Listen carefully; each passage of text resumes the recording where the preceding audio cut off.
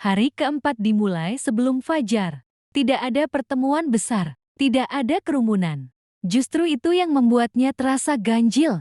Orang-orang bangun dengan kehilangan kecil bukan harta, bukan nyawa, melainkan sesuatu yang tak bisa langsung disebutkan. Beberapa lupa alasan datang ke Sinduwangi. Beberapa lupa wajah orang yang kemarin duduk di samping mereka. Narasi. Pada hari keempat, kehendak diuji ketika ingatan mulai tergerus perlahan. Maire Tunjung menyadarinya lebih dulu. Ini bukan kabut, ini pengikisan. Raka Pradana Anggoro membuka gulungan catatan. Beberapa halaman kosong tinta memudar seolah tak pernah ditulis. Dia menghapus jejak. Gumamnya, kalau kita lupa prosesnya, kita bisa diarahkan ke hasil yang dia mau. Putri Ara menarik napas panjang. Maka hari ini, kita menulis ulang dengan suara. Ia memerintahkan sesuatu yang tak pernah dilakukan Sinduwangi sebelumnya. Semua orang diminta menceritakan kembali bukan pendapat, bukan tuntutan, hanya apa yang mereka ingat terjadi sejak hari pertama. Narasi, ingatan yang dibagikan menjadi lebih sulit dihapus daripada ingatan yang disimpan sendiri. Satu persatu suara muncul, tak sama persis, namun benang merahnya jelas. Perempuan berjubah abu-abu berdiri di pinggir, wajahnya serius. Ini langkah berbahaya. Putri Ara menoleh. Karena jika ingatan kolektif ini bertahan, jawabnya, timbangan tidak lagi bisa menilai kalian satu persatu. Langit bergetar halus bukan gemuruh, melainkan penyesuaian. Di ruang timbangan kehendak, Prabu Kalaniskala menatap struktur yang kini bergerak lebih lambat. Mereka mengikat kehendak lewat cerita bersama. Ia tersenyum kecil. Kalau begitu, ia mengangkat tangan namun kali ini ragu sekejap.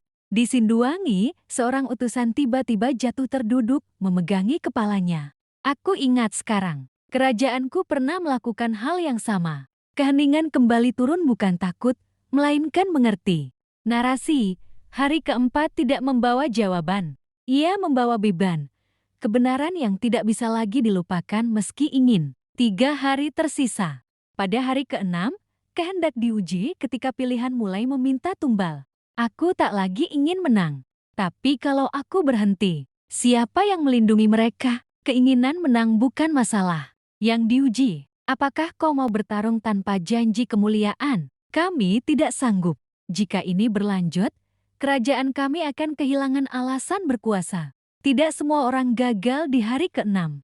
Beberapa hanya memilih kembali ke kegelapan lama. Biarkan, ini bukan ujian keberanian. Ini ujian kesediaan. 1 hari tersisa. Besok kehendak harus dipilih, bukan diumumkan. Dia akan memaksa keputusan. Tidak, dia akan menunggu siapa yang mau melangkah tanpa disuruh. Hari keenam tidak mematahkan pedang. Ia mematahkan alasan untuk mengangkatnya. 1 hari terakhir menunggu. Hari ketujuh tiba. Tanpa tanda apapun. Tidak ada cahaya, tidak ada gelap. Dunia terasa diam, seolah seluruh napas ditahan bersamaan. Burung tidak terbang, angin tidak bergerak. Bahkan detak jantung terasa lebih keras dari biasanya. Pada hari ketujuh, kehendak diuji bukan oleh ancaman, melainkan oleh keheningan mutlak. Orang-orang berkumpul bukan karena diperintah, tapi karena merasa perlu. Tidak ada barisan, tidak ada bendera. Rakyat, prajurit, pendekar semuanya bercampur tanpa pembeda. Timbangan kehendak kini tampak sepenuhnya, bukan benda, bukan makhluk. Ia adalah ruang-ruang di mana niat tidak bisa disembunyikan. Prabu Kalaniskala berdiri di hadapan mereka, kali ini dengan wujud utuh. Tidak menakutkan, tidak agung. Ia tampak. Letih, inilah akhirnya, katanya. Tidak ada pilihan benar atau salah, hanya satu pertanyaan. Ia menatap Putri Ara, lalu seluruh Sinduwangi. Jika dunia ini dibiarkan berjalan tanpa penilai, tanpa pengawas kehendak, apakah kalian siap menanggung akibatnya? Keheningan panjang, bukan Putri Ara yang pertama melangkah. Jaka Wirang maju. Pendekar rakyat biasa, pedangnya usang. Bajunya sobek, kami sudah menanggung akibatnya, katanya. Sejak lama, tanpa diminta. Satu persatu orang lain ikut maju. Bukan dengan teriakan, dengan langkah. Kehendak sejati tidak berdiri di depan. Ia berdiri bersama Putri Aram, melangkah terakhir.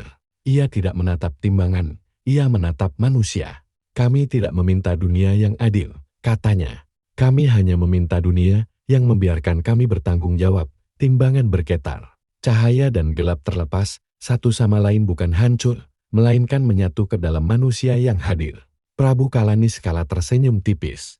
Untuk pertama kalinya, tanpa ironi, maka tugasku selesai. Wujudnya memudar, bukan lenyap melainkan dibagi. Langit bergerak kembali, angin berhembus. Burung terbang, hari ketujuh tidak menutup sejarah. Ia menyerahkannya kembali kepada manusia. Di Sindwangi, tidak ada sorak kemenangan. Hanya napas lega. Dan jalan panjang yang kini benar-benar harus mereka tempuh sendiri. Tidak ada upacara penutupan. Hari ke-8 tidak pernah diumumkan. Namun semua orang merasakannya seperti luka yang sudah berhenti berdarah, tapi masih perih ketika digerakkan. Sindwangi berubah. Bukan pada bangunan, melainkan cara orang berjalan. Mereka melangkah lebih pelan, lebih sadar. Setelah kehendak dikembalikan, dunia tidak menjadi lebih ringan, ia menjadi lebih jujur. Tanpa Prabu Kalaniskala, keseimbangan tidak runtuh, namun ketegangan muncul di tempat baru. Tidak ada suara langit yang menegur. Tidak ada bayangan yang mengingatkan. Kesalahan kini benar-benar milik manusia. Di perbatasan timur, seorang penjaga melapor. Ada desa yang menolak hukum Sindwangi. Mereka tidak memberontak. Mereka hanya menolak diatur. Raka Pradana Anggoro menatap patah. Dulu, ini mudah, cap pembangkang. Kirim pasukan, Putri Ara tidak langsung menjawab.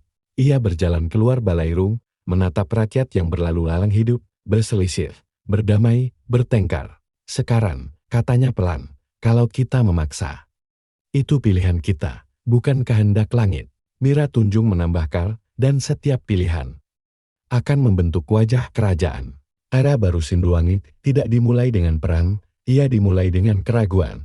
Di malam hari, Putri Ara berdiri sendirian di menara timur. Angin membawa suara jauh tangis, tawa, dan amarah. Untuk sesaat, ia merindukan beban yang dulu dipikul oleh sosok di luar manusia. Namun ia menggeleng. Tidak, katanya pada dirinya sendiri. Inilah harga menjadi bebas. Di kejauhan, seorang anak kecil bertanya pada ibunya, "Ibu, siapa yang menjaga dunia sekarang?" Ibunya tersenyum tipis.